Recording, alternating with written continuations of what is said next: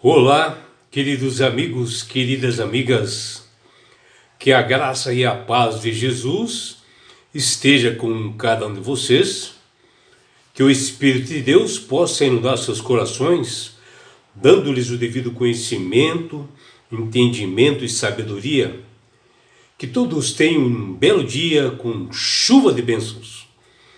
Vamos à lição? E hoje, quinta-feira, 16 de julho de 2026, a lição 3 de hoje, dentro desse trimestre que é julho, agosto e setembro, a lição 3 de hoje, ela tem como título Estilo de Vida que Reflete a Cruz. O primeiro ponto importante para todos nós que somos cristãos é mostrar o verdadeiro estilo de vida que nós vivemos, que reflete a cruz do Calvário. É um ponto importante é que nós fazemos isso, é quando nós reconhecemos da importância do sacrifício que Jesus fez da cruz do Calvário, quando ali ele jorrou seu sangue por mim, por você, onde ele pagou um pecado altíssimo para a salvação da humanidade, nos libertando da morte e do pecado. Ali Deus, através do seu infinito amor por todas as pessoas, pelo mundo, ele deu o seu único filho, o amado Jesus, para morrer por nós, para que todo aquele que nele que não pereça, mas tenha vida eterna, que o apóstolo João fala em João capítulo 3, versículo 16. E hoje na igreja nós não devemos jamais de esquecer desse sacrifício feito por Jesus na cruz, porque somente a cruz ela tem um poder para reverter qualquer forma manipuladora de controle em favor da submissão da palavra de Deus. E jamais deveremos colocar líderes da igreja, que elas possam ser semelhantes a Cristo, jamais, porque nenhum desses líderes morreu na cruz do Calvário. E realmente Jesus ele deu realmente a sua vida por nós, e o êxito do ministério de Jesus foi unicamente por amor que ele teve ao Deus Pai, ao Deus da glória.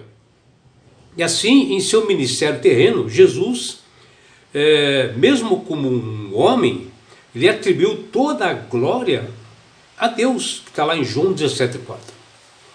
E de acordo com o apóstolo Paulo, o ministério cristão deve ser alicerçado, baseado no que nós podemos chamar de teologia da cruz, onde a cruz revela a sabedoria e o poder que emana de Deus para salvar a humanidade e ao mesmo tempo expõe a sabedoria humana como loucura.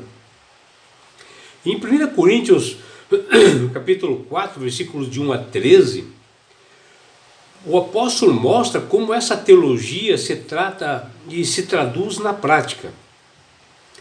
Primeiro, Paulo afirma que é Deus quem estabelece o padrão da liderança cristã, que está em 1 Coríntios 4, 1, 5. É Ele, Deus, que Ele escolhe pessoas para trabalhar na igreja. Pessoas com dons e talentos que Ele, Deus, desenvolve para colocá-lo na igreja como liderança. E em segundo lugar, indica o sofrimento é a marca do autêntico ministério cristão, que está em 1 Coríntios capítulo 4, versículo 9 e versículos de 11 até 13. E assim, o estilo de vida que mostra a cruz é a transformação diária que cada cristão deve fazer, buscando uma aproximação do caráter de Jesus, buscando a sua semelhança no que ele foi aqui nesse mundo, e na restauração dessa imagem de Deus para as outras pessoas, para que elas enxerguem nós, elas possam enxergar a Cristo, cujo ato principal de Deus, através disso, é o amor. E em 2 Coríntios, capítulo 11, versículos 23 até 28, Paulo nos ensina sobre o significado de sofrer por amor a Cristo. Não foi fácil, por o apóstolo Paulo exortar irmãos ali das igrejas de Corinto, de Filipos, a igrejas em volta, a terem um estilo de vida semelhante ao de Jesus, em fazer a vontade e o querer do Deus Pai. E através disso ele exortava esses irmãos através de cartas, mensagens bastante fortes, assim, graves, que ele fala em 2 Coríntios 10:10. E ele menciona nessas cartas de que havia necessidade das pessoas serem transformadas, modificadas, urgentes, nem que tivesse que passar pelos mais diversos sofrimentos e situações, como Paulo registra lá em 2 Coríntios 11, versículos 23 até 28, pelo ato assim, curso dessa missão que cada um tem, devido a esse grande conflito que existe nesse mundo, que faz com que realmente o cristão sofra, esse conflito cósmico existente entre Cristo e Satanás, que realmente é uma briga entre o bem e o mal. E o estilo de vida que reflete a cruz requer de todos nós uma entrega, uma abnegação, um compromisso, uma obediência. Suportar todas as aflições e sofrimentos, perseguições principalmente, mais na proximidade da volta de Jesus, é algo assim que todos nós teremos que passar.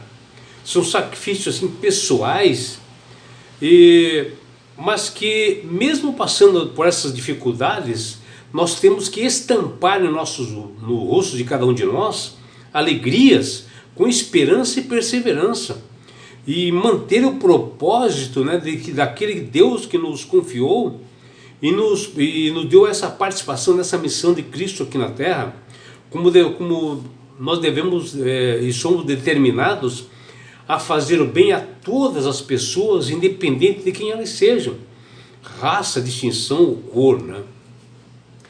E assim, líderes cristãos seguem os passos de Jesus, como Jesus atuava nesse mundo.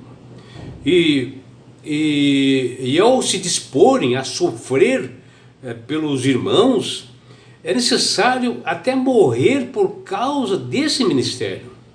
Vejam como é importante isto.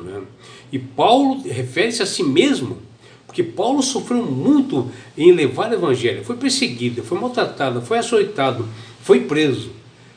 E até Apolo também foi condenado à morte, que está lá em 1 Coríntios 4:9. Eles são retratados, essas pessoas, assim, os primeiros discípulos, onde eles sofreram muito, eles passaram fome, sede e nudez, sendo maltratados e até não tendo onde morar, como ele menciona Paulo lá em 1 Coríntios 4:11. Além do mais, meus amigos e minhas amigas, os discípulos de Jesus, eles eram insultados, perseguidos, caluniados. Eles chegaram até a ser considerados um lixo do mundo na época. Eram considerados a escória de todos os lugares que eles mencionavam que os seguidores de Jesus eram. Está lá em 1 Coríntios capítulo 4, versículo 12 e 13. Mas ainda mesmo, ao chamar ironicamente os coríntios de ricos reis, Paulo, lá em 1 Coríntios 4, versículo 8 e 10, ele demonstra que o orgulho não deve ter lugar na verdadeira liderança da igreja, pois ela é a raiz das divisões na igreja, como nós já estudamos na lição anterior. O apóstolo Paulo, em Romanos capítulo 6, versículo de 1 a 11, ele menciona que a pessoa que passou uma experiência com Jesus, de agora, ele deve ter novidade de vida. Essa é a palavra que Paulo fala, novidade de vida, ou seja, mudar seu estilo de vida que ele tinha antes e agora passar a refletir o caráter de Jesus, refletir a vida que reflete a cruz. E o apóstolo completa lá em 2 Coríntios 5,17, que nos diz: e assim, se alguém está em Cristo, é nova criatura, as coisas antigas já se passaram e as que se fizeram novas. Está em 2 Coríntios 5,17. Uma vida renovada leva a todo cristão a um alto padrão de comportamento através de um estilo de vida diferente, que glorifique e que evidencie publicamente a sua fé em Jesus e o compromisso que essa pessoa tem com Cristo, mostrando às demais pessoas que eles foram restaurados à imagem e semelhança de Jesus, eles foram restaurados através da cruz.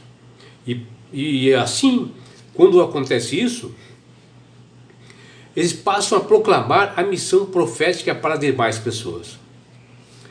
O chamado do cristão é de imitar a Deus em todos os aspectos de sua vida, que se diz lá em 1 Pedro 1, versículos 13 até 16. Para que isto seja possível, o primeiro passo do cristão é aceitar Jesus como Salvador e Senhor